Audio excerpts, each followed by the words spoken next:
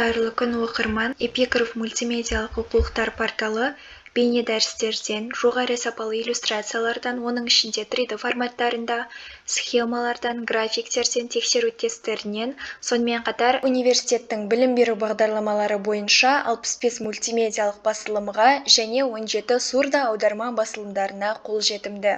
Сіздерге дерекқорға қалай кіруге болатынын көрсетеміз. Ең алдымен тіркелу керек. Ол үшін сайт парақшасының оң жақ жоғары шетіндегі кіру бөліміне өтіп, оның ішіндегі тіркелу батырмасын басасыз.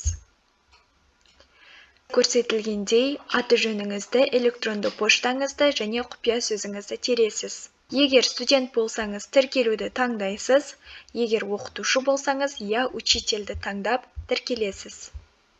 Бұл дерекқордың ерекшелігі базада бар оқулықтар арқылы оқытушылар студенттерге сабақ өтіп, тапсырма беріп бағалай алады. Ал тапсырманың нәтижесін платформа өзі бағалап береді.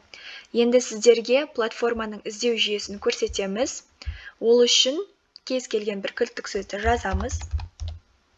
Көріп тұрғандарыңыздай оқулықтар тізімі курс түрінде беріледі.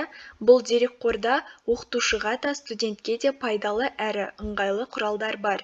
Олар туралы келесі нұсқаулықтардан көре аласыздар. Дерекқормен жұмыс істеу үшін ғылыми кітапхананың сайтына кіресіз. Сілтеме жоғарыда сипаттамада көрсетілген.